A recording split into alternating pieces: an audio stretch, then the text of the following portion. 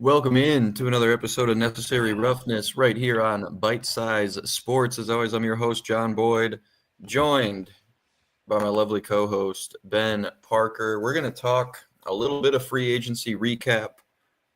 We've got a little bit of news, but this will be a good time for us to, as you know, the dust has mostly settled, a good time for us to, kind of check back in on these teams. Still a lot of breathing room before the draft. We'll lay out some of our favorite moves, touch on some of these bigger deals, take a look at the direction of these teams, what teams improved the most, and more. But before we get into that, Ben, how you doing? How has the free agency period been treating you?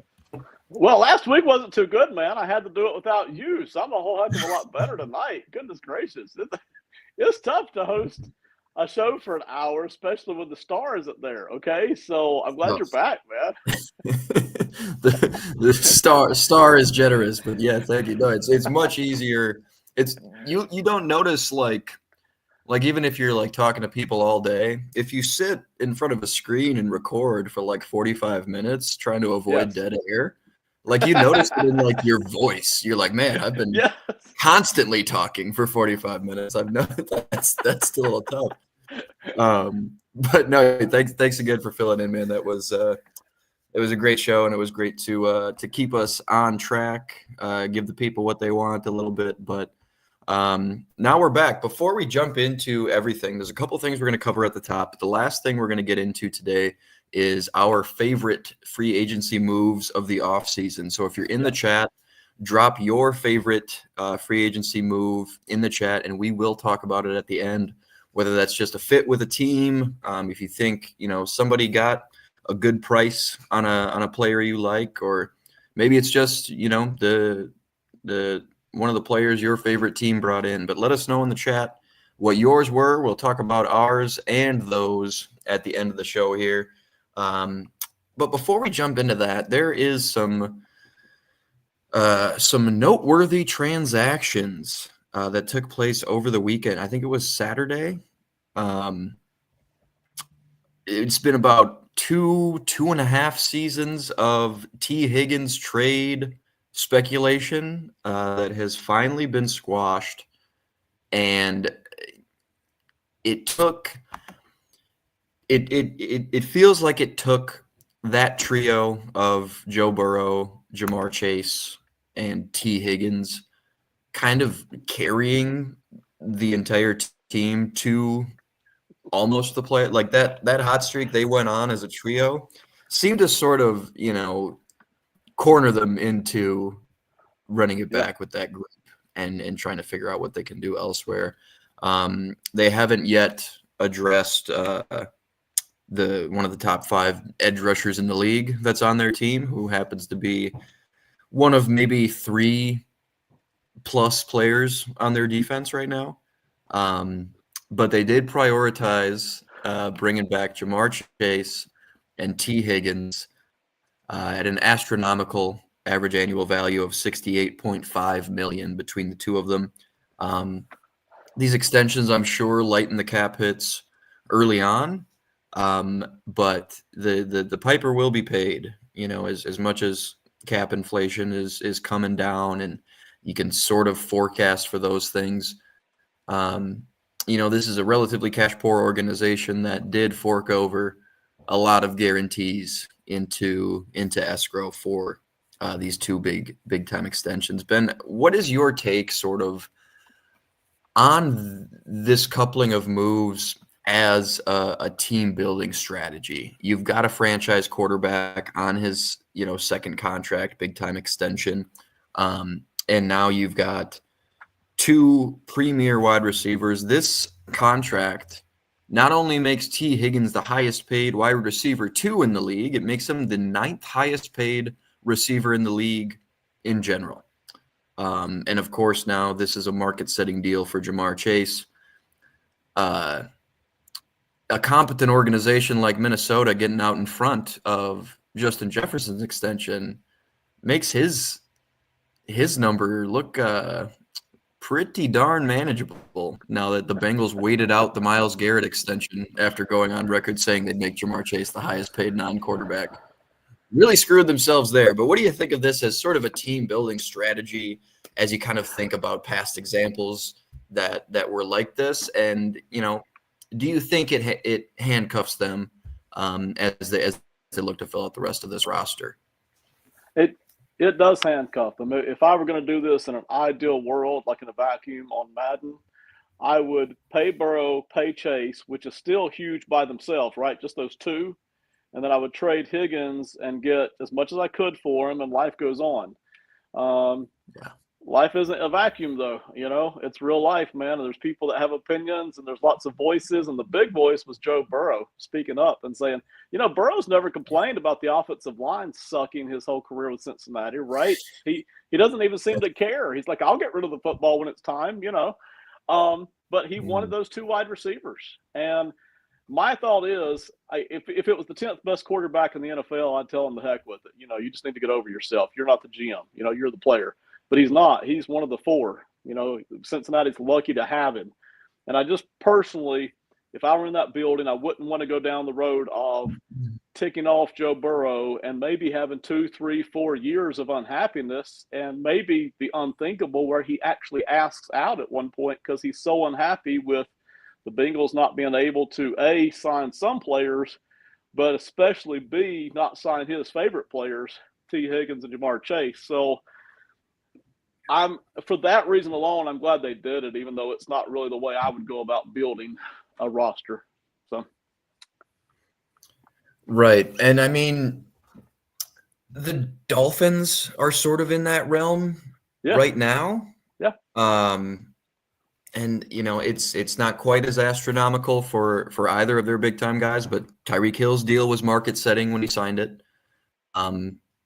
You think about like it would be an 08 Cardinals with bringing in Kurt Warner at what at that time was pretty big time QB money while maintaining Anquan Bolden and Larry Fitzgerald, and kind of how they rounded out the rest of the roster did make it pretty far. There's not a ton of other examples though, because more often than not, it's a veteran, Pro Bowl, All-Pro wide receiver. But usually that running mate is on a rookie deal, and Chris Carter, Randy Moss. The way those things tend to evolve, it's just, it's always been the case. But this chunk of money dedicated to just your passing game between your quarterback and your pass catchers is interesting. It's not doable, and I like your point about appeasing Joe Burrow at every turn. I think I would do the same. It's the franchise guy. You don't stumble into guys like that often, and that's kind of what you got to do. And if he came to the front office and said, I want Jamar Chase, I want T. Higgins, I will make everything else right, I think you've got to kind of roll with him. Now, that puts a lot of pressure on the front office now to be able to draft and develop offensive line. Because now, sure, I mean, you can – I could be wide receiver 3, and we're probably not lowering the ceiling of the offense at that point. But you do need to fill everything else out. Like, I think Gesicki had a good year for them. You're going to need to continue to find contributors on the lower end of the free agent market to round out the offense, as well as drafting and developing offensive line, which is something they have struggled mightily with over the course of the Joe Burrow era and really prior to it. So, when it comes down to it, they made a couple of nice signings in, I think it was the 22 offseason when they brought in Ted Karras and Alex Kappa, and sort of solidified that interior. We've seen them cycle in Trent Brown and Orlando Brown to very little avail to this point. And maybe more importantly, though, because we saw how effective this offense could be last season with a middling offensive line, a decent run game, a really good pass catching back in Chase Brown. Right. How great this offense can be and how much it can keep you in games.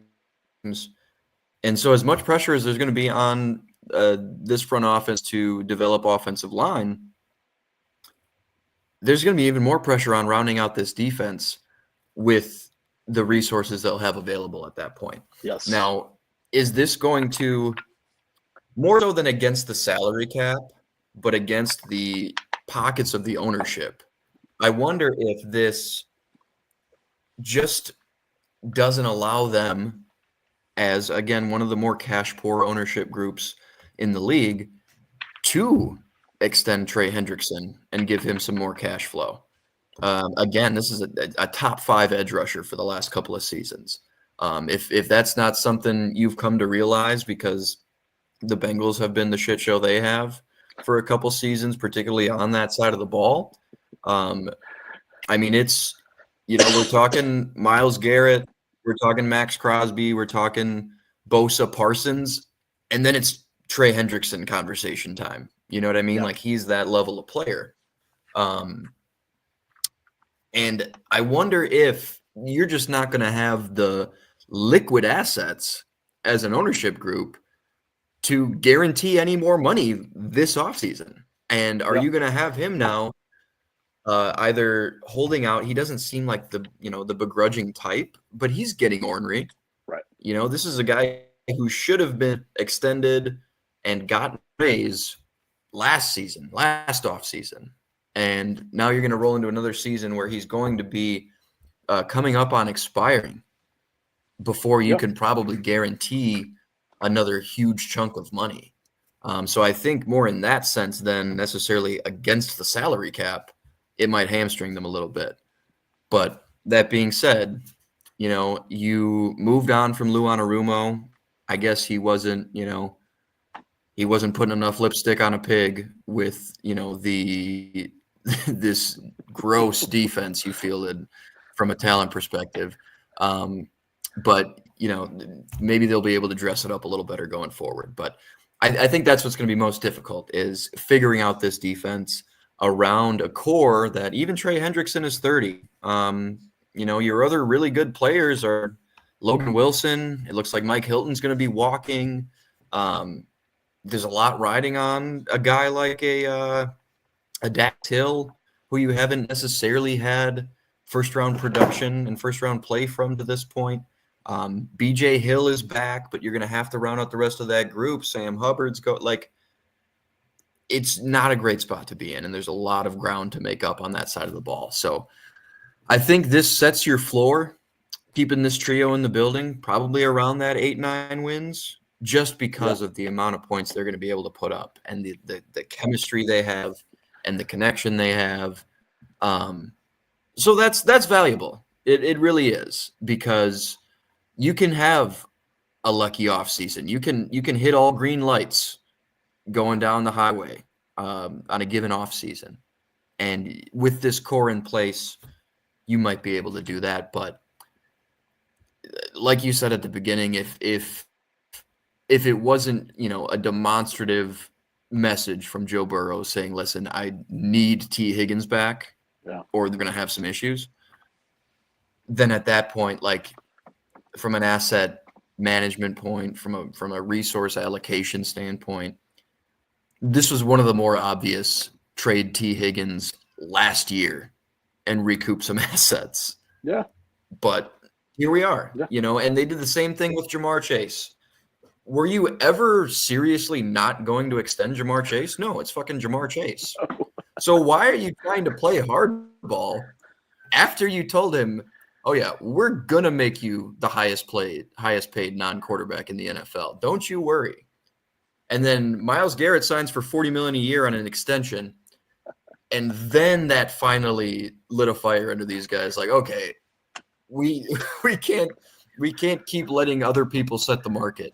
We know, like, we need to do this with Jamar Chase. And again, this is what Philadelphia does. Oh, Landon Dickerson going into his 4th season, extend him at market setting guard money, and in 12 months it'll be a pretty feasible deal. Same with Devontae Smith. the Bengals and the Cowboys keep doing this where they string out extensions on players that should be no-brainer extensions. You're not just going to keep hitting in the draft.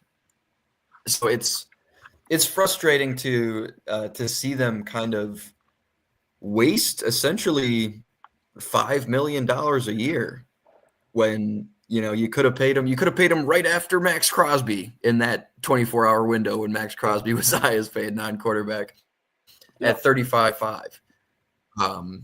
And now you're at 40.25 a season on this extension, and it's just unnecessary. It's not a shrewd move from Cincy to wait this out. There never should have been any qualms about extending Jamar Chase. As soon as he was eligible for it, you should have set the market with his extension.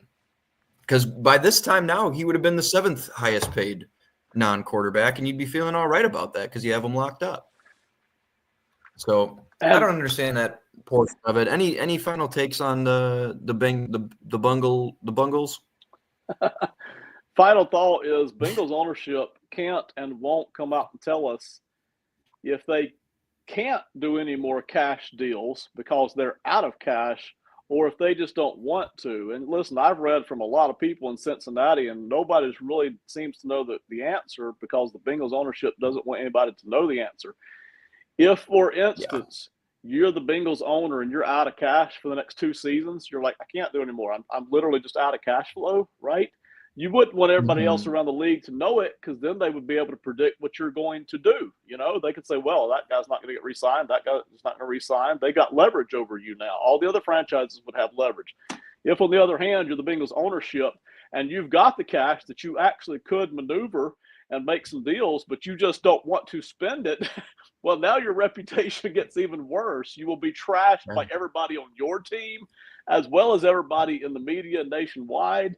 So Bengals ownership, I don't know if they can't or don't want to, but they're sure as heck never going to tell us if they can help it because they will either look bad or they will lose all leverage, one or the other. Yeah, 100%. We're going to jump into a little bit more free agency stuff here. And before we jump into this segment, again, if you're in the chat, we'll be talking about this at the end of the show. Let us know what your favorite free agency move was so far this. We'll give you ours at the end, but anything you drop in the chat, we will discuss here on the show as well, and go back and forth with you again, whether that's a fit you like to a certain team or the best player your favorite team signed, whatever you want to do. Drop it in there because we certainly won't touch on all of them on our own, but I'd love to hear from you guys as far as what free agency moves you liked. Ben, I'm going to kick it to you. Feel free to list a few, but what team do you think improved the most? And not necessarily just from free agency. There were a lot of big-time trades since the league year turned over as well. So all that into account, really since the Super Bowl, what teams do you think have improved the most in the offseason so far? Okay, so that's a perfect way to phrase it. It does bring up several different teams, and I didn't have one in particular. Okay, so I like the Vikings. I thought they got better, even though there's question at quarterback, what's going to happen there. I like the Bears. I liked the Giants, but again, every time you hit free agency and you spend a bunch of money, a lot of times it was by teams that either sucked or now all of a sudden they've got money to spend because they let go of somebody, right? So your question is, well, did we actually improve in wins? But let me sit on the Giants here, okay? Keebler's Giants. I hit them last week. I want to hit them again, okay? Paulson Adebo. He got paid a little too much, and that's fine. I get that. And they brought in Javon Holland. I have been banging on them for months, year and a half now, that they need more speed, more athleticism all over the darn team, but especially in that secondary. And so now instead of relying on Pinnock and Flott, and there was another guy that they won't have to rely on now either, they've got Paulson Adebo and Javon Holland back there. No, Adebo's not a great cover guy. He's not, and he never will be. But the Giants under Shane Bowen are fixing to play a whole bunch of zone. They're fixing to do 2-deep zone. It's going to completely be different from the really uber aggressive style that they were doing before.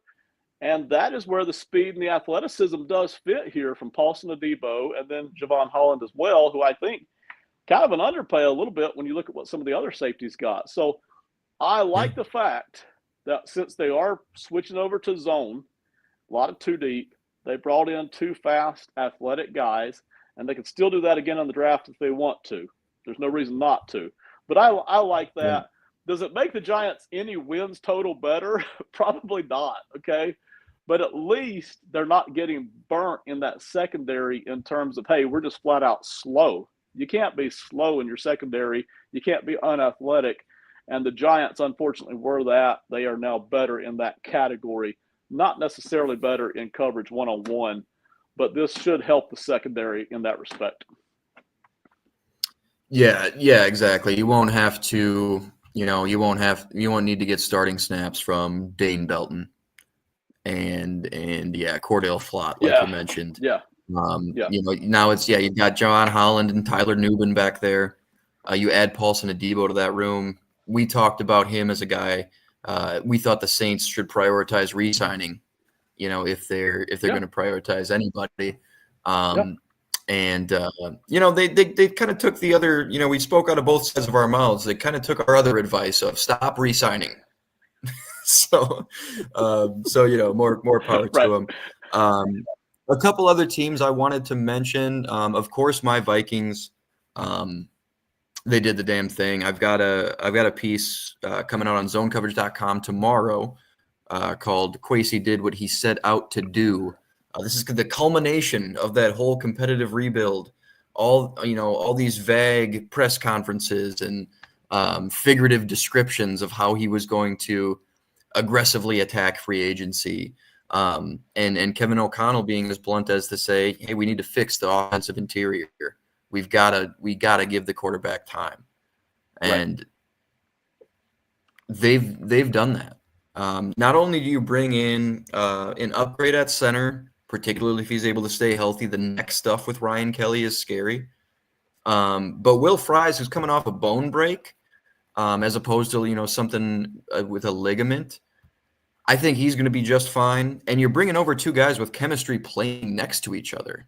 That was one of the big issues, and what a lot of the trepidation was with going from Ed Ingram to Dalton Reisner, was the chemistry of that 5. We were finally kind of bringing back the same 5, and continuity on the offensive line is huge. But more particularly with a guard-center relationship, that can be really, really important. Just guys who are comfortable with each other and don't have to do a ton of communication to pass guys off, to know which way they're sliding, to just kind of be on the same page up there, because there's a lot of nonverbal communication that they have to do.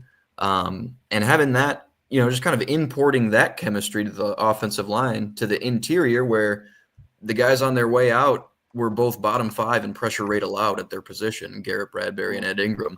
I've been on Twitter convincing Texans fans Ed Ingram's good, so that's been fun. But it's crazy it's crazy they got a 6th-round pick for Ed Ingram and not Garrett Bradbury. And then they took that 6th-round pick they got for Ed Ingram, moved down 27 spots in the draft, and brought Jordan Mason into the building. Extended him for $3.5 million a year. Now you've got a really nice running back duo. You signed Jonathan Allen and Javon Hargrave on the defensive interior. It was a defensive interior that cumulatively had one of the lowest pressure rates in the league. There was nobody on the defensive interior for the Vikings that was a nominal defensive tackle that had more than 17 pressures last season. It was the best run defense in the NFL by a lot of metrics, top 3 to be conservative. But now you import 2 guys, and Javon Hargrave might not even start in base. They've got guys like Jalen Redmond and Taki Taimani to kind of keep up that run defense acumen. But I think Javon Hargrave on 2nd and 3rd down still going to have some gas in the tank, especially if you spell him and he's more of a 600 to 700 snap player this season for them. I think Jonathan Allen's going to be raring to go. these are both guys who flew directly to Minnesota, didn't leave Minnesota without signing a deal. They were ready to come here.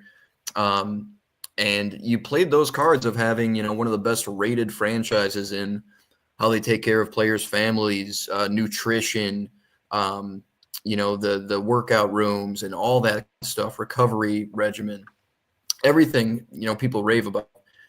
And you take advantage of that. And not only do you do so for this season, bringing in some stopgap upgrades on the offensive and defensive line, but with Jonathan Allen and Javon Hargrave, a little bit of 4D chess going on because both of those guys were cut as opposed to having their contracts expire. So they will not count against the compensatory pick formula in 2026. Okay. So you're getting big time upgrades there. But again, since their contracts didn't void and they were released while still being under contract, they don't count towards that compensatory pick formula. And as a guy who likes to trade day 2 and day 3 picks for established talent, you need to recoup those somehow. And again, with the Jordan Mason trade, you now walk into a draft where you only had 4 draft picks. And you entered the free agency period that preceded it with a lot of needs. You exit that free agent period with no pressing needs that are going to force your hand with pick 24. Right. You don't even necessarily need to take a running back at all. You can take the 4 best players available at your picks. You don't necessarily have to trade down and find as many contributors as you can. You filled out this roster. Sometimes it's easier to DoorDash dinner than it is to cook at home, right? Just go get a guy. You know what it is. You know how it tastes. The driver might take a bite on his way over, but you are getting a known commodity, and you have to put less work into developing, scouting, finagling ways to get more picks.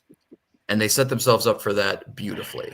So I'm super excited about them kind of having more autonomy over their draft process than they would have otherwise and not kind of being pigeonholed. But the other couple teams I wanted to mention are the Panthers, the Commanders, and the Bills. I might be missing one that's kind of obvious to people. Drop down in the comments if you have a team that you think kind of really improved this offseason as well. But the Panthers, it's kind of one of those things where it's like, hey, man, if we can get starters in the building, we're going to feel better about this defense. Not only do you have Derek Brown returning from injury, he'll be flanked now by Bobby Brown, the third, really solid nose tackle for the Rams the last few years, kind of the unsung hero of that defensive line. I mean, Kobe Turner and Fisk and Jared Verse got all the attention, but Bobby Brown was really solid when he was on the field, particularly as a run stopper. Again, more of that one technique where you ended up losing out on Milton Williams, which is probably okay because you might not have wanted to, and Derek Brown could probably do it. You might not want Derek Brown at the nose or the one technique as much. Now you don't pigeonhole him there, and you can have, Derek Brown as your 3 technique and a guy like Tershawn Wharton from KC, your guy, who got a lot more money than you and I were expecting. But he can play 5 tech out there and bring a lot of energy. Add Trevon Merrick to that group. It's a decent little offseason. Patrick Jones from the Vikings. They can't help themselves with second contract Vikings edge rushers. DJ Wanham, Patrick Jones, come on down. So that was nice. The Commanders trade for Laramie Tunsil.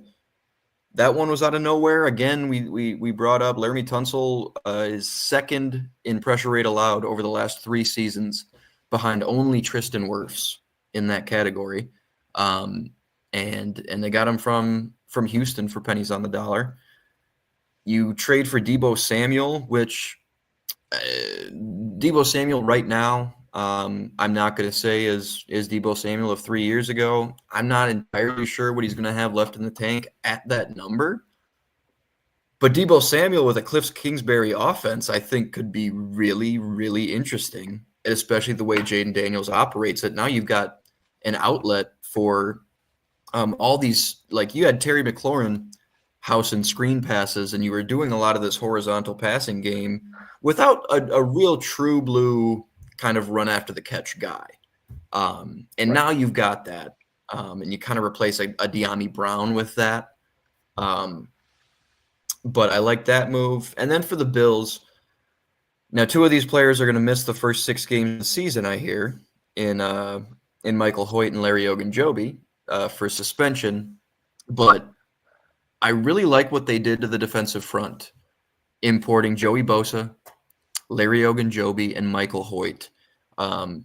Hoyt in particular is extremely versatile. At over 300 pounds, this is a guy who can drop in coverage. He'll play stand-up edge for you.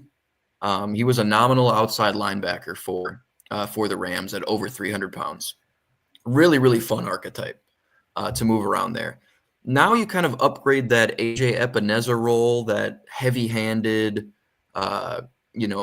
power rusher with a Joey Bosa, who, if he's healthy, that's a huge upgrade. And you replace Von Miller with that, who he was never going to see all 6 years when they extended him at 33 or whatever, signed him when he was 33. But you help that edge room out, and now you add a Larry Ogunjobi next to Ed Oliver, which I really like, especially when they're in that 4-2 nickel.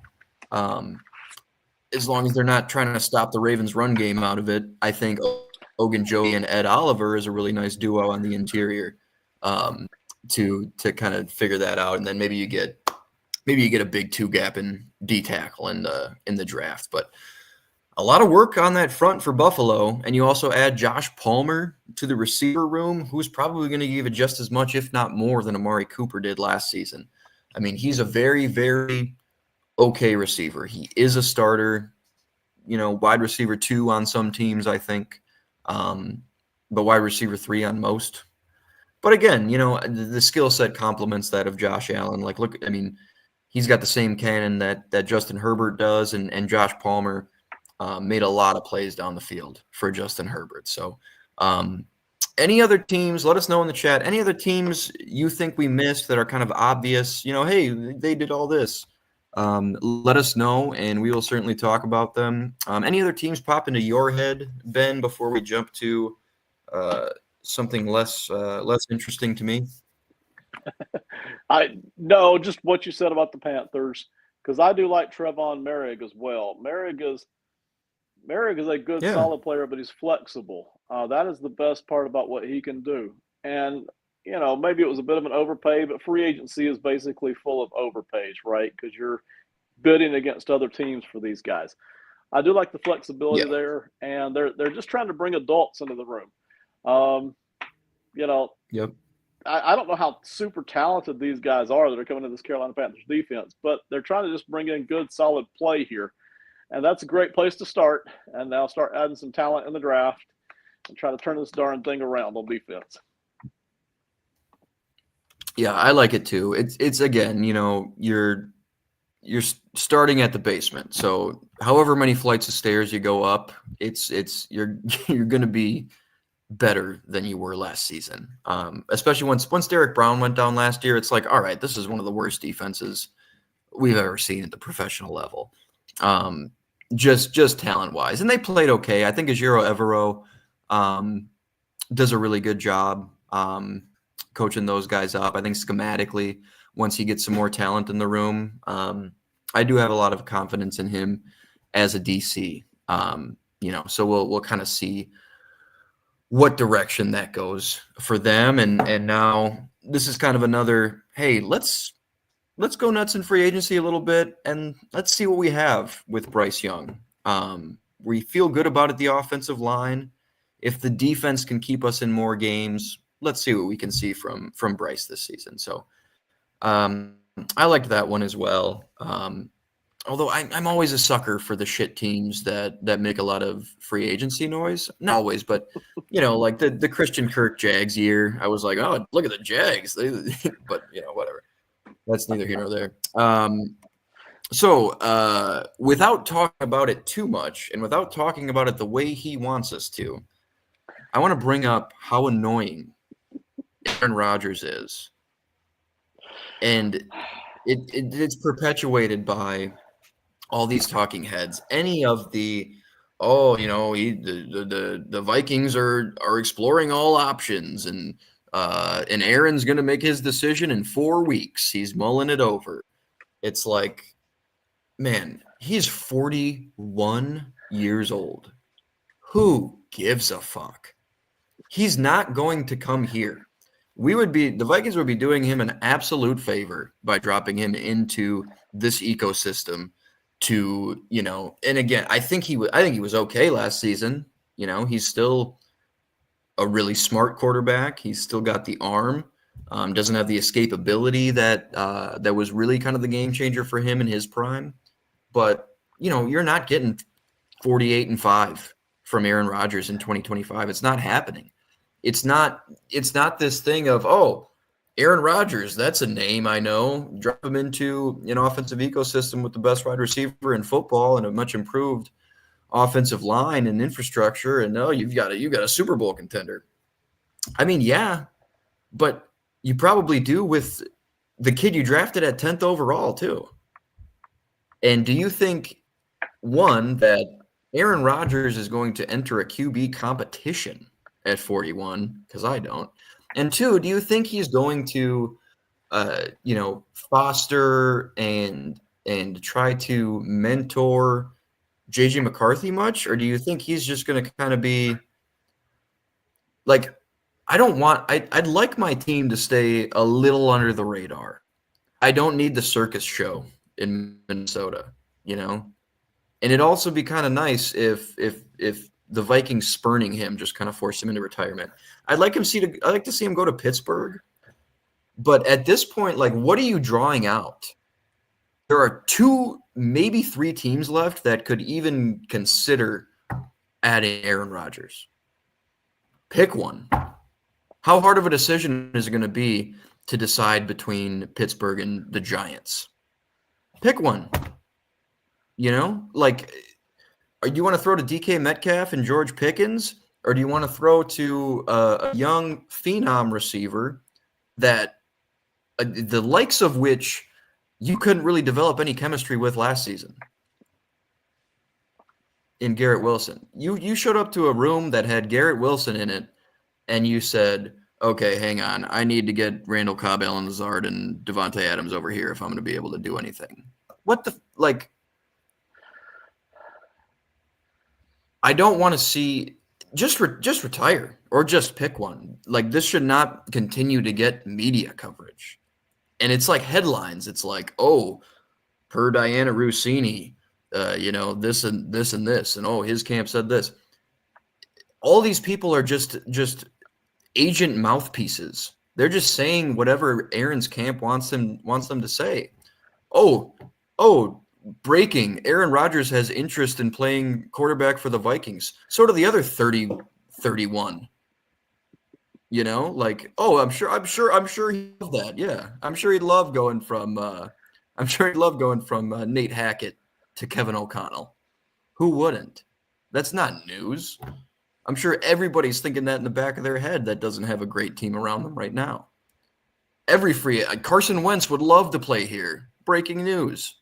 Like, there's no credence to it. And until something happens, I really don't want to hear any more about it.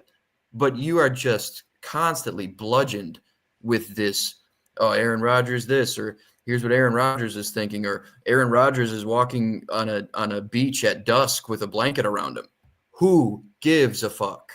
Why are we talking about this player so much? I really, really don't understand it. And I'm really sick of it. Any Aaron Rodgers takes? Have you heard any new rumors? What's your take on the saga? I mean, listen, for Vikings, Steelers, and Giants fans everywhere, I hope he just retires. I mean, I don't want to see any of y'all suffer, but yeah. Yes, and listen, for football people like me and you, because we don't need all the cute storylines and headlines from anybody, right? Aaron Rodgers or anyone else, right? We just like our football. But there's still a public out there who apparently enjoys hearing the name Aaron Rodgers, and that's why he keeps getting brought up. From a fan standpoint, listen, him showing up in the Vikings and creating a big circus over there, sure, why not? I got no vested interest here, so entertainment purposes, right? Listen, if you're the Giants, man, you don't want him in that building. You've got enough problems as it is. Aaron fixes very few of them, and he creates more. if you're Pittsburgh, you Mhm. don't need him. Why not just bring Russell Wilson back if you're going to do the veteran quarterback thing, right? So why go down the Yeah. Aaron Rodgers road, Yeah. And then if you're Minnesota, what's the point? You've got a great setup here. You either believe in this young J.J. McCarthy guy or you don't. If you don't, move on. Why go pull Aaron in? So I don't see any real reason why these teams would want Aaron. I can see a lot of reasons why Aaron would still want to play, and I can see a lot of reasons why Aaron still wants attention. But, no, let's just all move on. And I love the parallels between the Brett Favre arc and this one because they went from the Yeah, Packers to the Jets. yeah, Oh, and now they're thinking about Minnesota. It'd be just like that. You were happy when Favre showed up in late August in 2009. It's like, yeah, because I didn't want to watch Sage Rosenfels and Tavares Jackson duke it out. Like we drafted a kid 10th over, the highest drafted Vikings quarterback of all time is on the roster. I do not want to hear about a 41-year-old, ayahuasca anti-vaxxer I've seen more Pat McAfee film than game film over the last 2 seasons. We don't need it. Nobody needs it. Ugh. People just love to drum it. Like the human brain's just constantly looking for patterns. So people really want to satisfy that by Aaron Rodgers going from Packers to Jets to Vikings. And nothing would piss me off more than especially like what did I just talk about with the Vikings free agency moves? Like everything's been building to this point where you have a top 10 quarterback on a rookie deal. So you start to go nuts on the trenches, on filling out your running back room, on bringing back secondary help. Harrison Smith back for one more year. Like, I'm not a fan. I'm not a fan of the fanfare around it. I'm not a fan of the concept of it. I'm not a fan of the person. I'm less a fan of the player than I was even last season. Like it's just Right. It's a 41-year-old guy that should like imagine if this was like Calais Campbell was like mulling retirement and like would it yeah, he's like 39 or whatever. Like, would we be drumming up scenarios of like it's just this Rodgers team is really weird. And yeah, he could alter the landscape of the season a little bit if he chooses, Pittsburgh or the Giants or whatever. But ultimately, like he's not going to change much in Minnesota. He's not going to like turning his back to the defense for 7-step play action drops. He doesn't want to play in Kevin O'Connell's system, and he's certainly not going to come here and start, demanding adjustments to the play style. It's just not going to work. And like with all of that, I didn't even talk about the schematic fit. This is the same shit he bitched about with LaFleur the whole time. And he was good enough then that you'd deal with it. But he's going to come over here and bitch about the scheme and bitch about the the types of dropbacks and that sort of diet. Nobody needs it. Especially a team that has probably one of the best like collective vibes over the past few seasons under Kevin O'Connell. Sure, it wasn't it was a regular season win. It was our Super Bowl, blah, blah, blah. This is a group of guys that had Sam Darnold up on their shoulders with, water bottles and champagne going or whatever. I don't think there was any champagne, but water bottles all over the place. Like there should have been. Yeah. Do you think Aaron Rodgers would like be in the room for something like that? Like I don't think you'd have the same jubilation for anything if Aaron Rodgers was the driving force. So I don't like it. It'd be fun if he went to the Steelers because I could talk to my father-in-law for a whole season about how he's doing. He's a Steelers fan, how he's doing with that. That'd be a little fun for me. And he beat them in a Super Bowl. That'd be something. We could give Simon a bunch of shit. That'd be fun. But I don't want him anywhere near my team or my television set. All right. We're going to jump to favorite free agency moves of the offseason. These are specific player to team moves that were free agent signings. So again, if you're in the chat, drop your favorite signing in the comments. We'll talk about that as well. But I know I've got a couple. Ben, what was your, I mean, throw however many out you want. But were you able to arrive at a very, very favorite move, number one favorite free agent, signing fit, whatever that may be? No, I really wasn't. To be honest, this year's free agent class did not wow me heading into it. I liked them a bunch fine. It's like, hey, there's guys I can work with here. There weren't a whole lot of guys that I was like, man, I can't live without that guy. I got to have that guy. Or, boy, I'm going to really have my feelings hurt if he slips away. There just weren't that many. Yeah. But here's a few real quick. A one re-signing, Byron Murphy by the Vikings. I love 10X that they re-signed him. Okay.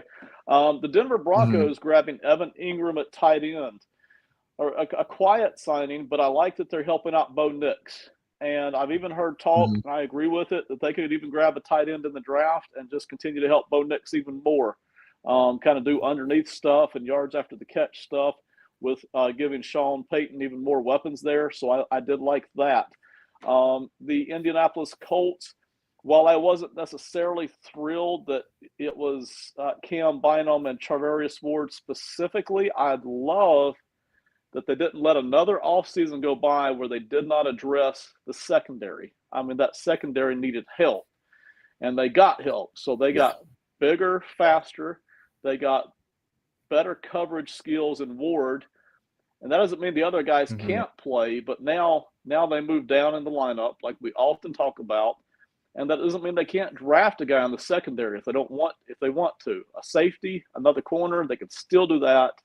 But you couldn't let that secondary keep being as bad as it was, or at least as short of talent as it was. So I like that the Colts did that. That's about 4 signings right there. One's a re-signing, 3 were new that I did enjoy. Yeah, I've got 2 of the same teams in my kind of group of 4 or 5 or whatever it ends up being. I liked what the Broncos did in general, but I really like Dre Greenlaw to Denver. Yes. Just sticking him in the middle of what was already a badass defense is going to be really fun. They added Talanoa Hufanga as well. So I just really like the way they're rounding out that group. And even if those guys have had some injury issues in the past, but again, even if these guys do struggle with injuries, you're not going to be worse. This team didn't have a ton of outgoing talent, and those are just 2 nice additions. If you get a healthy Dre Greenlaw, oh man, is that a fun group. I also really liked Cam Bynum in particular to the Colts, who did pick up Lou Anarumo to be defensive coordinator. Right. And I really like that because you're going now from a few years of Gus Bradley, one of maybe 2 defensive coordinators still calling cover 3 at close to a 50% clip. They were at 53% cover 3 this past season, which is astronomical for this day and age.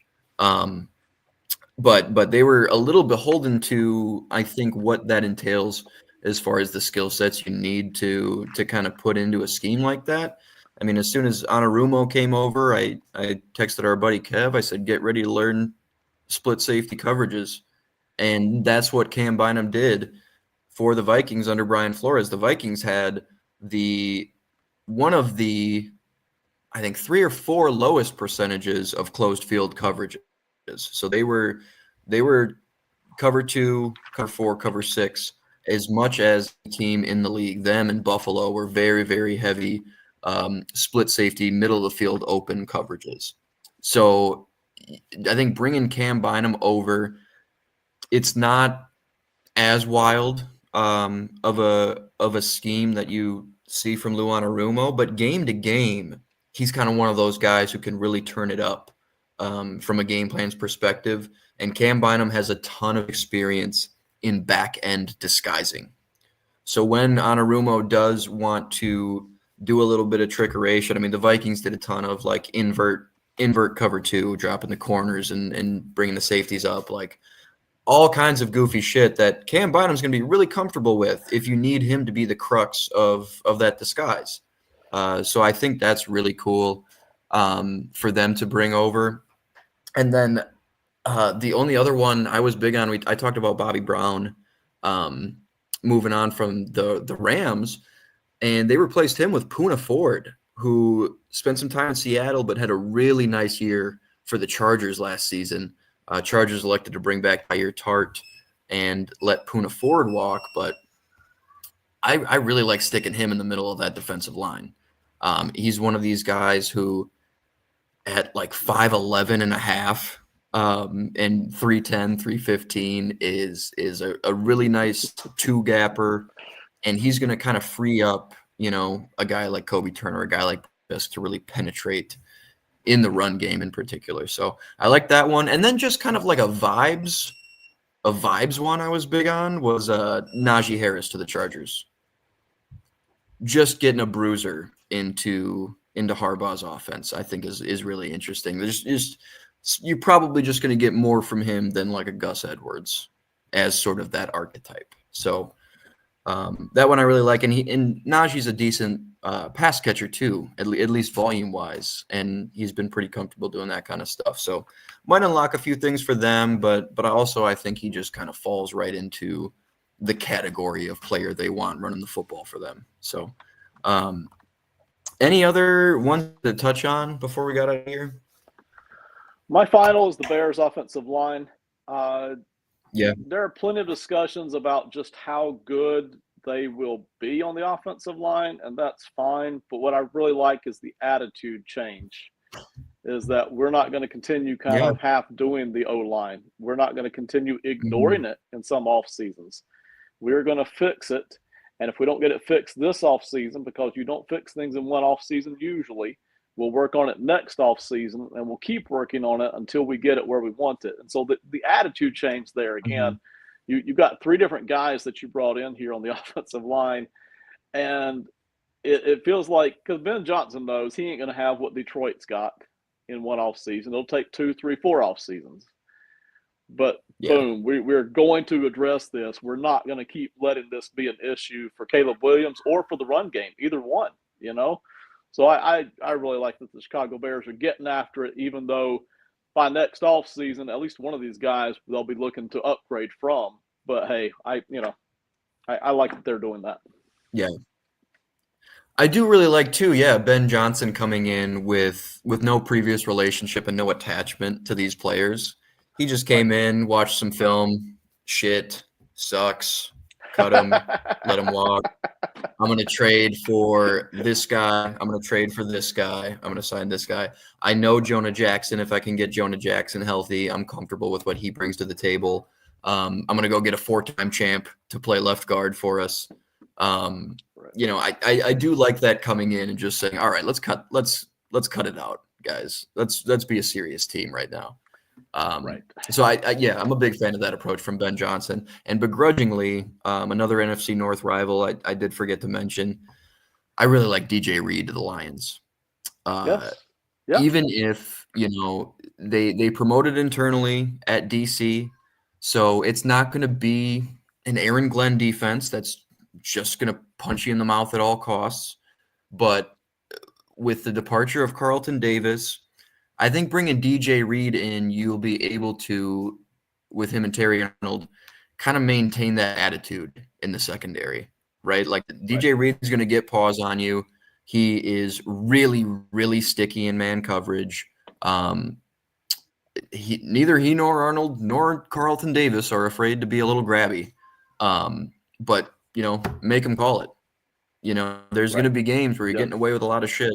And those are the two guys you want to be towing that line. So I really like the fit stylistically for Detroit. Like, I don't think the attitude is going to change much from the top down when Dan Campbell's still the coach.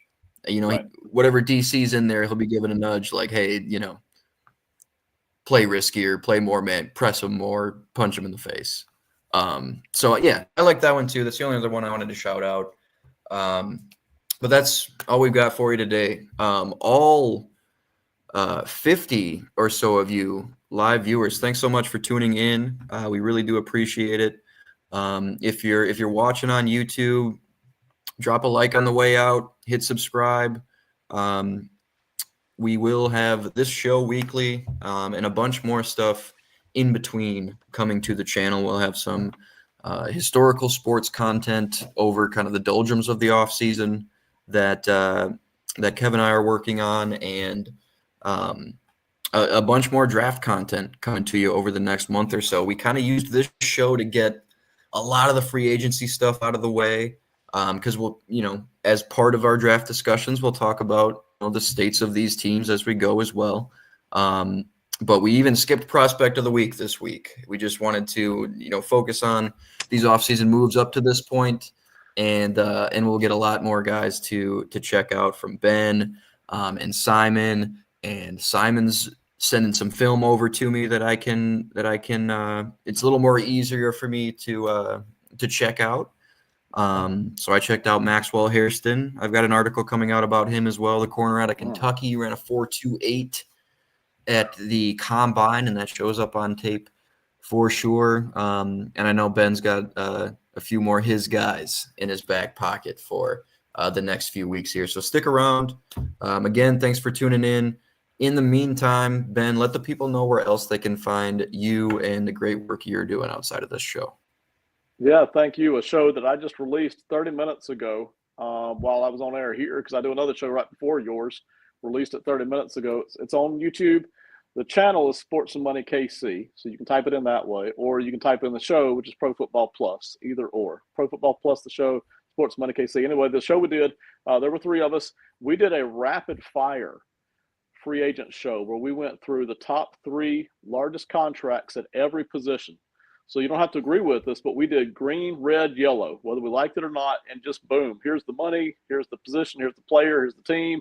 Like it, don't like it, move through. So at least you get a quick survey of opinions on about, goodness gracious, what is that? That's 40 players I think we did who got the most money there, just quick opinions. So go check that out. I think that is a good way to kind of see where the money went and whether or not we liked it as a group. Some of us disagreed a lot. Some of us agreed a whole bunch as well. But by the way, it's good to have you back, John. So it's a lot more fun. Yeah, good to be back. Good to be back. Appreciate it, brother. In the meantime, again, of course, we'll be back next Tuesday talking a little bit more draft kind of stuff. But in the meantime, all my written work, if you want to check it out on zonecoverage.com, I cover the Vikings there. There's a lot of other great writers on that site as well. We cover all Minnesota sports as well as the Packers for whatever reason. So check that out there. I've got that piece I talked about Kwesi Adolfo-Mensa, Viking GM arriving at this point, and then I've got a Maxwell Hairston scouting report piece coming out this week as well. But other than that, catch me here on Bite Size Sports, Necessary Roughness. Thanks again for all of you who tuned in. Hit the like on your way out and come back next week. We'll have a lot of the same stuff going on, and really excited to bring you some draft content leading up to April here. Thanks, guys. And now it's